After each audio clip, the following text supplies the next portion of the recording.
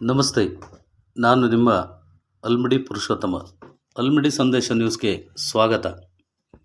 ಇಂದು ಚಿಕ್ಕಮಗಳೂರು ನಗರದ ಹೃದಯ ಭಾಗದಲ್ಲಿರುವ ಶೆಟ್ಟರ್ ಬೀದಿ ಏರ್ ಹೌಸ್ ಎಂಬ ಐರನ್ ಮಾಡುವ ಅಂಗಡಿಯ ಮಾಲೀಕರಾದ ಆನಂದ್ರವರನ್ನು ಜಿಲ್ಲಾ ಶರಣ ಸಾಹಿತ್ಯ ಪರಿಷತ್ ವತಿಯಿಂದ ರವಿ ಬಸಪ್ಪ, ಎಚ್ ದೇವರಾಜ್, ಹಿರಿಯ ಮುಖಂಡರು, ಬೆಳವಾಡಿ ಮಂಜುನಾಥ್, ಪ್ರಭು ಪ್ರಿಂಟರ್, ದಿಂಡಕೆರೆ ಮಂಜುನಾಥ್, ದಯಾನಂದ್, ರೈತ ಸಂಘ ಅಧ್ಯಕ್ಷರಾದ ಗುರುಶಾಂತಪ್ಪನವರು, ಪ್ರಭು ಹಿರೇಮಂಗಳೂರು ಬ್ಯಾಂಕ್ನ ಅಧ್ಯಕ್ಷರು, ವಕೀಲರಾದ ಪರಮೇಶ್, ಭೀಮಯ್ಯನವರು, ಮರಳೆ ಅಣ್ಣಯ್ಯ, ಸಂತೋಷ್, ಇನ್ನೂ ಹಲವಾರು ಸಂಘಟನೆ ಮುಖ್ಯಸ್ಥರೆಲ್ಲ ಸೇರಿ ಒಂದು ಅರ್ಥಗರ್ಭಿತವಾದ ವಿಶ್ವ ಕಾರ್ಮಿಕ ದಿನಾಚರಣೆಯೆಂದು ನಿನ್ನೆ ಆಚರಿಸಿದ ವಿಶ್ವಗುರು ಬಸವಣ್ಣನವರ ಜಯಂತಿ ಪ್ರಯುಕ್ತ ಕಾಯಕ ಯೋಗಿ ಎಂದೇ ಹೇಳಬೇಕಾಗಿದೆ. ಒಂದು ಅಪರೂಪವಾದ ಕಾರ್ಯಕ್ರಮವನ್ನು ಇನ್ನು ಚಿಕ್ಕಮಗಳೂರಿನಲ್ಲಿ ಇಂದು ಆಚರಿಸಲಾಯಿತು. ಆನಂದ್ ಇವರ ಸೇವೆಯನ್ನು ಗುರುತಿಸಿ ಇವರನ್ನು ಗೌರವಿಸಿ ಅಭಿನಂದಿಸಲಾಯಿತು. ಆ ಕಾರ್ಯಕ್ರಮದ ವಿವರ ನಮ್ಮ ಅಲ್ಮಿಡಿ ಸಂದೇಶ ನ್ಯೂಸ್ ಚಾನಲ್ನಲ್ಲಿ ನೀವೇ ವೀಕ್ಷಿಸಿ. ತಮ್ಮೆಲ್ಲರಿಗೂ ಈ ಮೂಲಕ ಧನ್ಯವಾದಗಳು.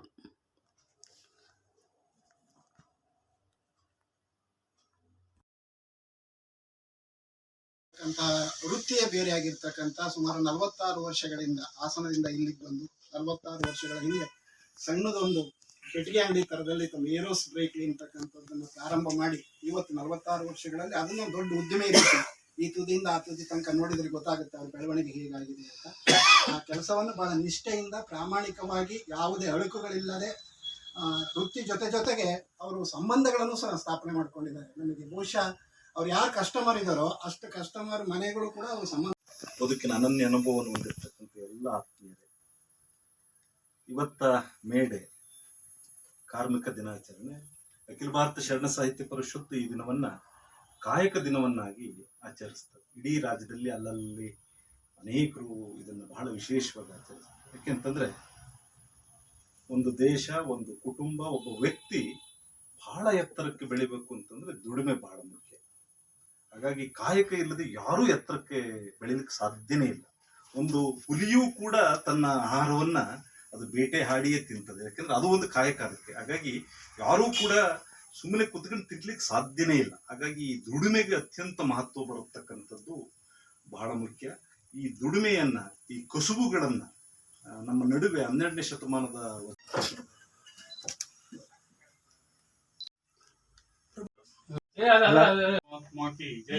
ಸಕಲ ಶರಣ ಸಂತೋನ್ ಕಿ ಜೈ, ಶರಣು ಶರಣಾರ್ಥಿಗಳು. ಈಗ ಷಟ್ಸ್ಥಳ ಚಕ್ರವರ್ತಿ ಇನ್ನು ಬಾರದಂತೆ ಪ್ರಭುದೇವರು ಬಂದರು. ಅವರು ಪ್ರಭುದೇವರು ಶಿವನಪೀಠದ ಪ್ರಥಮ ಅಧ್ಯಕ್ಷರು. ಆಮೇಲೆ ಆಜ್ಞಾಕರ್ತರು ಮಡಿವಾಳ ಮಾಚಿ ತಂದೆ. ಆಜ್ಞಾಕರ್ತರು ಅಂತ ಹೇಳ್ತಾರೆ, ಸಾಮಾನ್ಯರಲ್ಲ. ಮಡಿವಾಳ ಮಾಚಿದೇವರು ಆಜ್ಞಾಕರ್ತರು ಅಂತ ಹೇಳ್ತಾರೆ ಬಸವಣ್ಣನ ಅವರ ಬಾಯಲ್ಲಿ. ಮಡಿವಾಳ ಮಾಚಿ ದೇವರಂತಾರೆ, ಮಾಚಯ್ಯ ಅನ್ನೋದಿಲ್ಲ. ಹೀಗೆ ದೇವರು ಬಂದರು. ನಾನಿನ್ನಾರಿಗೂ ಅಂಜೆನು, ಮಾಚಿ ದೇವರಿದ್ದಾರೆ, ನಾನು ಯಾರಿಗೂ ಅಂಜೋದಿಲ್ಲ ಹಾಗೆ ಅಂತ ಅವ್ರು ಹೇಳ್ತಾರೆ.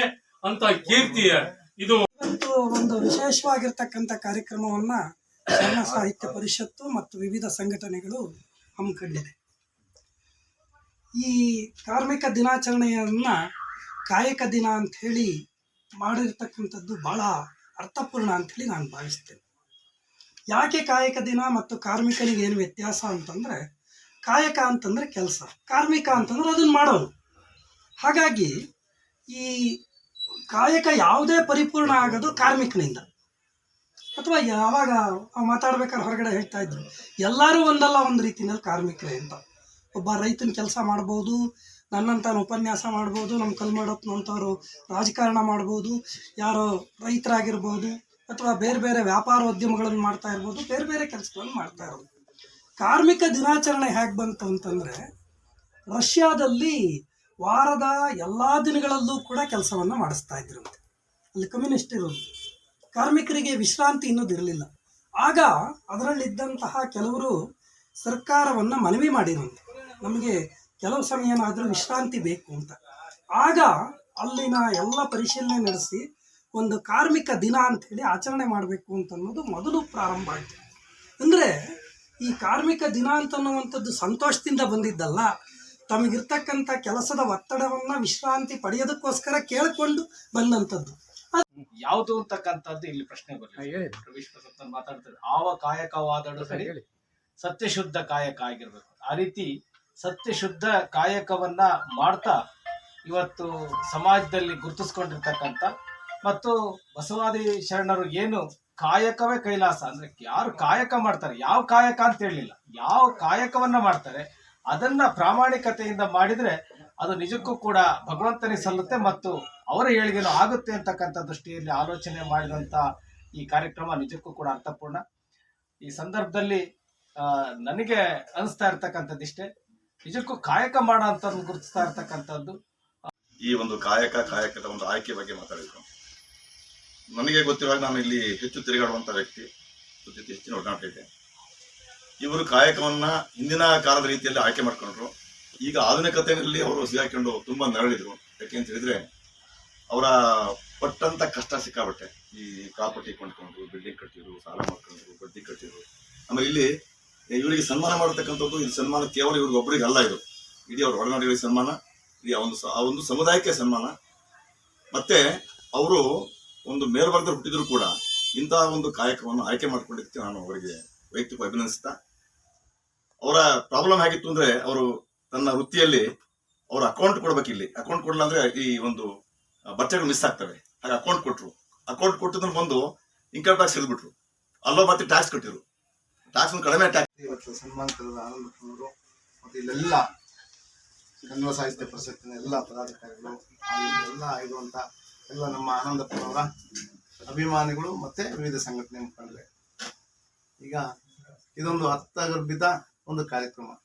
ಈಗ ನಮಗೆ ರವೀಶ್ ಬಸಪ್ಪನವರು ಸಹ ಹೇಳಿದರು, ಈ ಥರ ನಾವು ಒಂದು ಕಾರ್ಯಕ್ರಮ ಮಾಡ್ತೀವಿ, ನಾವು ದಯಮಾಡಿ 11:30 ಬರಬೇಕು ಅಂತ. ಸರ್ ತುಂಬ ಒಳ್ಳೆ ಕಾರ್ಯಕ್ರಮ ಇದೆ. ಇದು ಯಾರು ಆಲೋಚನೆ ಆಯಿತು ಅಂದರೆ, ಇಲ್ಲ ಬನ್ನಿ ನೀವು ಮಾತಾಡೋಣ ಅಂತ ಹೇಳಿದರು. ಯಾಕೆಂದರೆ ಏನು ನಮ್ಮ ಮಂಜ ಸಾಹೇಬ್ರು ಹೇಳಿದ್ರಲ್ಲ, ಕಾರ್ಮಿಕರ ದಿನ ಅಂತೇಳಿ ಸ್ಟಾರ್ಟ್ ಆಯಿತು ಅಂತೇಳಿ ಅವರೇ ಹೇಳಿದ್ದಾರೆ. ಇಂಥ ಕಲ್ಯಾಣ ಕಾರ್ಯಕ್ರಮಗಳನ್ನು ಇವರು ತಮ್ಮ ಮೂಲತಃ ಹುದ್ದೆ ಏನು ಅಂತ ನಂಗೆ ಗೊತ್ತಿಲ್ಲ, ಬಟ್ ಆದರೆ ಮಡಿವಾಳರ ಒಂದಿಗೆ ಮತ್ತೆ ನಮ್ಮ ನನಗೆ ಭಾಳ ಅವಿನಾಭಾವ ಸಂಬಂಧ ಅಂತೇಳಿ ನಮ್ಮ ಅಪ್ಪ ಹೇಳ್ತಿದ್ರು. ಏಕೆಂದರೆ ಪುರಾತನಲ್ಲಿ ಒಂದು ಸೀನು ಈ ನಿಮ್ನ ವರ್ಗ ದಲಿತ ವರ್ಗವನ್ನು ಶಮನ ಮಾಡಬೇಕು ಅಂತೇಳಿ ಪಣ ತೊಟ್ಟಾಗ ಅವರನ್ನು ಸದೆ ಬಡಿಬೇಕು ಅಥವಾ ಕೊಲ್ಲಬೇಕು ಅಂತೇಳಿ ಒಂದು ಕೋಮು ಅವರಿಗೆ ದ್ವೇಷವನ್ನು ಹರಡ್ತಿರ್ಬೇಕಾದ್ರೆ, ಹೀಗೆ ಒಂದು ಏನು ಸಮುದಾಯದವ್ರನ್ನ ನಮ್ಮ ಏನು ಮಡಿವಾಳ ಸಮುದಾಯಕ್ಕೆ ಇವರು ನನ್ನ ತಂದೆ ಸಮಾನರಾಗಿ ಆನಂದಪ್ಪನವರು ಜಾಸ್ತಿ